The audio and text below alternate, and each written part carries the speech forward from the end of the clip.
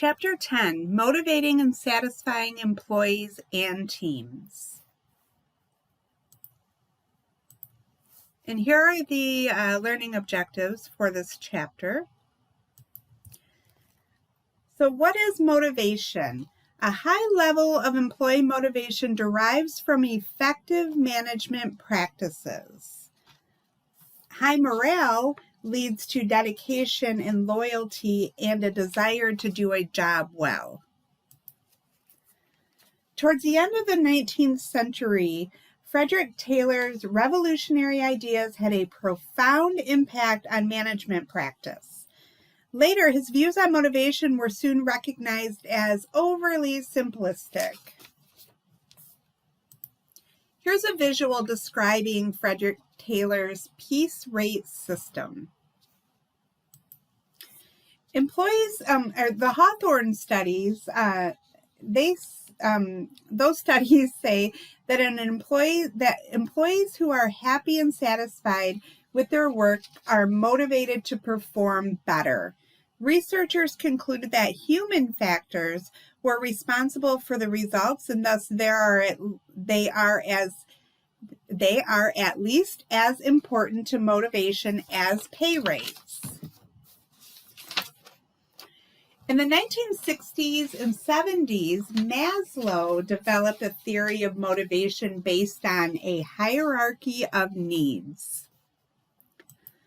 So here's a visual of what those needs are. As you can see, physiological needs must be met before safety needs. Safety needs must be met before social needs, and so on, climbing up that pyramid. So Maslow's hierarchy needs are as follows. First, there's physiological needs that must be met, and those are things we require for survival. And they're usually satisfied through adequate wages, and those things are food, water, things like that, clothing. And then next we have safety needs, and these are the things we require for physical and emotional safety. And those might be satisfied through job stability, health insurance, pension plans, safe working conditions. Next, we have social needs, the human requirements for love and affection and the sense of belonging. So when we think of social needs, we think of relationships. And these needs are fulfilled through the work environment and the informal organization and outside of the workplace by family and friends. Next, we have esteem needs, and these are our need for respect and recognition and a sense of our own accomplishment and worth, may be satisfied through personal accomplishments and promotions. And then lastly, we have self-actualization needs, the need to grow and develop and to become all that we are capable of being. Most people never fulfill their self-actualization needs, and a lot of people never fulfill their esteem needs. But what's really important with Maslow's hierarchy of needs is, first, it's not a business term. It's not an HR term. This is a term that's used across all businesses, all like social work, education. You'll always hear of Maslow's hierarchy of needs. And what's so important to me about that is that, like with students or employees, if they're worried about where they're going to stay that night or worried about where they're going to eat their next meal, it's hard for them to focus on the rest of their needs. It's actually impossible because they're focusing on those physiological needs. So, and you have to have those needs fit in order to even move up through that pyramid. So even learning would be difficult if you didn't have those needs met. If you didn't have job stability, if you didn't have safe working conditions, or even a regular job that covered your bills, it would be hard to focus on relationships because you're more focused on those safety needs. So it's really important to know what Maslow's hierarchy of needs are and how they looking at those needs can explain why things might be happening around you. Next, we have Herzberg's motivation hygiene theory. In the 1950s, Herzberg interviewed 200 employees across all industries about when they felt good about their jobs and what factors caused that good feeling. And here is a visual identifying the factors that were motivation factors and then hygiene factors. Next, we have theory X that says people have to be forced to be productive. So it used to be, as people were studying motivation, they thought for a while that people would not do their jobs unless somebody was standing over them, making them do their jobs. And that would be theory X. Theory Y says that employees want to be productive. So as time went on, and these studies continued, they identified a theory Y that just showed that employees, for the most part, they want to do their job. They want to be productive. And here's a table identifying the characteristics of both theories, theory X and theory Y. And then there's theory Z. And this was developed by Dr. William Ouchi. I know some of these names are so silly. Theory Z combines type A and type J practices. And type A practices are American practices, and type J practices are Japanese practices.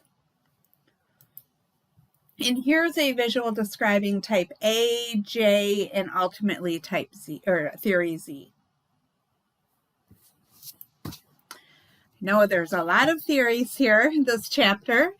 Then we have the reinforcement theory, and this is probably the theory that you may be more familiar with. It's a theory of motivation based on the premise that rewarded behavior is likely to be repeated, whereas punished behavior is less likely to recur. Reinforcements can take a variety of forms and can be used in a number of ways. And then we have equity theory. And that says that everyone need not receive the same rewards, but the reward should be in accordance of individual contributions. So that's just saying that while not everybody should get the exact same rewards, people should be rewarded at the same level based on what they're doing. And then this slide just tells you a little bit more about equity theory. Next, we have expectancy theory. It's a model of motivation based on the assumption that motivation depends on how much we want something and how likely we think we are going to get it. And listen to this. It was developed by Victor Vroom, another silly name. And here's a flow chart showing how expectancy theory works. And then next we have goal setting theory. I'm sure you can probably gather what goal setting theory might be. Using goal setting theory, a manager can design rewards that fit employee needs, clarify expectations, maintain equity, and provide reinforcement. And then we've got management by objectives, or also called MBO. This allows employees to help set goals. And there are really 5 steps to management by objectives. And those 5 steps are started here and then move on to the next slide. Job enrichment. So here are 3 motivation techniques commonly used in the workplace: job enrichment, job enlargement, and job redesign. And then behavior modification. And this involves both rewards and punishments. And there is a 3-step process to behavior modification. So the needs and lifestyles of today's workforce are changing. Many employers are offering flexible work schedules to help employees manage their time better. So we've got flex time, compressed work week, part-time work, and job sharing. Telecommuting can be beneficial to disabled or working parents or employees taking care of elderly or disabled family members. And then successful companies treat their employees like valuable assets, empowering them to fully utilize their talents. Employee-owned businesses directly reward employees for successes. And then a team leads to greater job satisfaction as employees feel more involved in the management process. Businesses may have several types of teams to achieve different purposes. And here are some advantages and disadvantages of self-managed teams. And then here are the stages of team development. First, we have forming, we get the members together, and then we have storming. And this is when the team might be volatile, or people are kind of feeling out their roles in the team, so there might be a little bit of arguing, maybe not a whole lot of friendliness happening.